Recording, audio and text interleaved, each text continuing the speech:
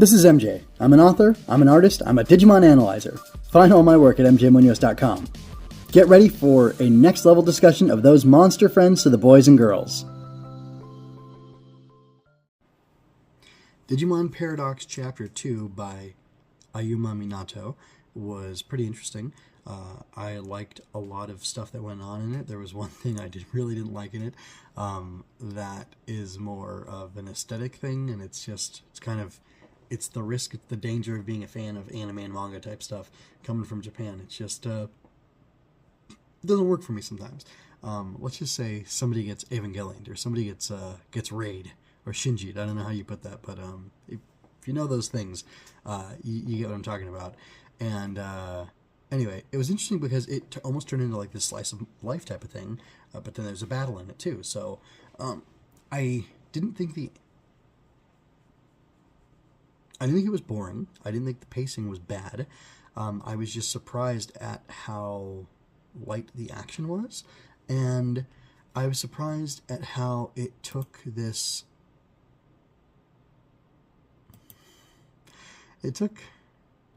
interesting time travel story, and it went ahead and slowed down on the time, and then raced through some of the time as well. And it really gave the opportunity. I don't know if it's because it's a time travel story, or if it's because it's almost like this more slice of life thing, or exactly what it is, but it, in fact gave these characters a lot of time to spend with each other, and it provides a lot of legitimate reason for them to have changed and have different feelings by the end of it than they do at the beginning of it, or from the ending of the last manga, because, like I said, months passed. But something interesting, though, that I don't know if I actually thought it was bad or if I just thought it was interesting, is that apparently they have been having no interactions with this Digimon or anything else. No real interactions with any wild Digimon, let's say. There's been no Digimon outbreaking and attacking or causing issues in the real world at all.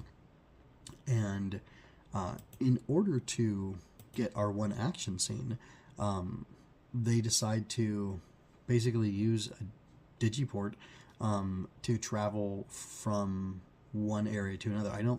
They were traveling to Kyoto, and I don't know if they were literally traveling to Kyoto or if they were traveling within the network to Kyoto, and that's how they got in this place with all these Torii gates, where there's this really cool thing they do with the Torii gate to help them beat this Digimon, but which is Metal Greymon. I'm not trying to hide it. I just wanted to double check something. So yeah, the time passes about 3 months, or April, May, June. Over the course of April, May, June, the bulk of the story happens, or the bulk of their time together happens so far in this chapter. And in June is when they enter into the digital world, or into the net, to travel so that they can see the Torii gates, and Eve can see what the summer is like. So I feel like they're actually going to pop out of a computer or a phone or whatever over there, and there's all sorts of network things that they could, network connected devices that they could, exit on. And it's cool they're traveling, like, it's cool that Mamoru Hosoda has had such an effect on Digimon that, our war game stuff, the way that they travel through the internet, that's just like it's part of the visual language of Digimon. So they're traveling through, and then they encounter this Digimon, have this fight after nothing's happened, and she's made no progress in getting her time machine back, or destroying this Digimon, the Digimon that supposedly is the source of the paradox, or that Reiji is hoping is the source of the paradox. But then they encounter this Metal Greymon, and they fight it, and it's really cool. Elecmon turns into a Dark Tyrannomon, which looks really cool, and there's a couple color splash pages for this fight. And when they have the opportunity to kill... Well, it's funny, Kuwagamon is just like, look, I can kill Dark Tyrannomon, he's digivolving weird, and this might be the cause of the problem. I can kill him right now. Just give me permission, Lady Eve, or just Eve. And she says, no, don't do it. And, support them. And then eventually they defeat the Metal Greymon, and then instead of killing it, she decides to have it frozen, because that's an option. They can freeze it and contain it, I guess, somewhere, somehow. With her weird built-in armband digivice thing that she has. And then later on we see Elecmon recovering to a certain percentage. We see this read out on a computer screen, so he's recovering from a fight, it would appear. So that's all, very interesting. We're getting to see like this more human side of Eve, and she's been humanized through spending this time with Wanya and Reiji, and I guess going to school too. I guess that's helping her. We see her at school. We see her in her school uniform. We see her in her school uniform at a temple, or it's a temple of some sort.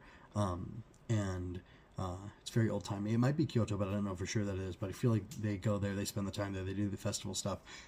She like gets a fish in a fish bowl. It's like a pet for her, I guess. And she's disappointed at first that they can't eat it, but it's fine. And then they end up, she ends up getting humanized basically through all these different circumstances. We don't get to see any more interaction with his sister, although she's the one that helped register her in the school and said she was a relative and stuff like that. But anyway, at the end, we get this kind of crazy revelation of this, weird otaku, Ava moment where she grabs his, he falls on top of her, and then she grabs his hand by the wrist and puts it on her breast so he can feel her heartbeat. Which, by the way, I'm a married man. I've had to feel my wife's heartbeat from time to time. You don't have to grab a woman's breast to feel her heartbeat. In fact, that doesn't help you feel her heartbeat. And I hope that's not too gauche of me to say. But like, you put it on like the middle, like where you like do the Pledge of Allegiance if you're an American. Like that's the kind of area where you feel the heartbeat, not on the breast. Like it doesn't help.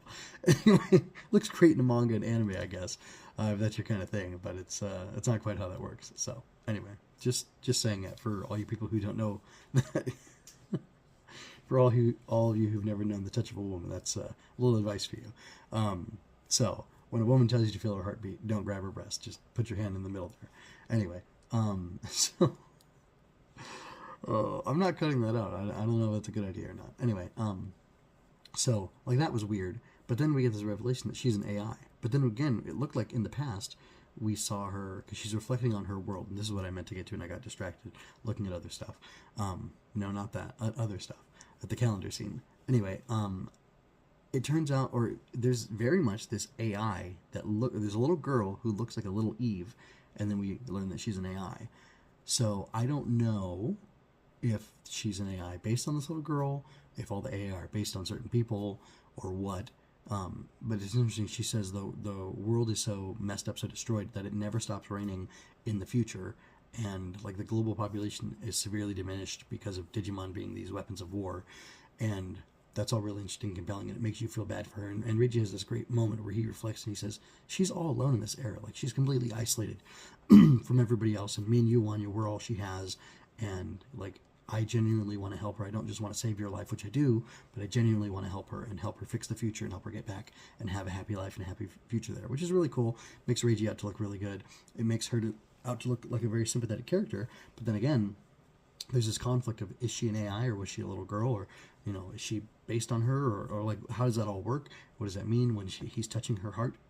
Is the ba-dump that we get at first his heartbeat because he's on top of this girl who's in her hoochie mama top again, or what? And then when his hand is on her, there's no confirmation that he's feeling her heartbeat.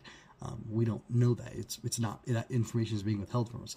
Maybe we're supposed to assume that he's not because she's an AI. She's maybe even like a robot type of person. I don't really know. And that's very interesting and very weird. But then they flash, like they show more detail. And there's this like apple symbol on her leg with like a number on it. By the way, it's apple number 4. She's called Eve. There's this tree imagery. There's this weird large tree on the very first page that has all these like tubes connected to it, and those tubes have on them these like the tree logo with the apple with a Roman numeral on it. So she's number 4. It shows number 7, number 6, and number 2 talking to her, and then there's this mysterious guy who's probably going to be hunting them down next. And I don't know, who's that, Adam? He supposedly had gone missing because everybody who'd gone into the past before Eve has gone missing and hasn't returned to the future. They haven't gone back to the future, and she's trying to be the first one to make it back to the future. And I'm thinking this is another time agent who went back and either died or maybe didn't come back because of, weird, complicated time travel stuff. And I guess he's going to oppose them. He seems to be the one that had the metal Tyrannomon.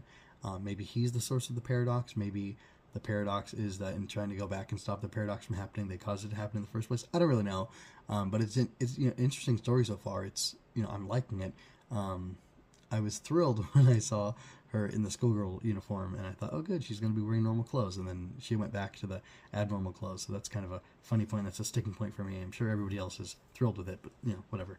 That's fine. But this, whole idea, and I think this story has to end by part 4, and I'm assuming part 1 and part 2 were about the same length as each other, so I think they're all going to be kind of the same length, to have like a standardized format. I'm interested to see what happens with all this crazy time travel stuff, and with her humanity. Is she human? Is she not? How human is she? How human can an AI be? Is she based on a human? All that stuff, like how will that all play out, and how will that work with this other guy? And that all goes to help explain like why she was such a cold killer and why she was willing to just kill Wanya, and like it wasn't a big deal to her. It's not just that she's desperate to save her future because she's connected to it and she cares about it. It's because she, ironically, like doesn't have the heart, and she gets the heart and she gets that feeling throughout the course of the story. But I'm just wondering, like, there's the apple, there's the tree, she's called Eve, there's this guy, like, is there like weird Adam and Eve? Like, are they all Adams for the men and all Eves for the girls, or the women? Did I say men's? I meant men and women. Anyway, like, why are we getting this, Adam and Eve stuff? Like, Illuminato, I wonder, like, what the motivation is behind that. It feels kind of like it could just be like an Evangelion type thing, like, oh, I'm just going to use this imagery, it'll be really cool. And that's fine if it is, but if there's something more significant to it, I'd be curious to know what that is and what exactly that means. Yeah, I want to know what you think about it too. Which Eve outfit do you like better? What do you think is going to happen in the future? What do you think is behind this imagery? And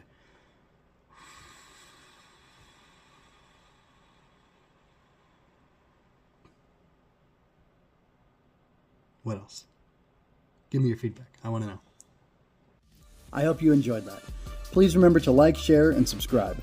I invite you to comment, ask questions, and share your thoughts with me. It's always more fun when you're part of the conversation. Until next time, shatter despair apart and show me your brave heart. Visit mjmunoz.com for more of my work and help me build up the Fortress Fiction.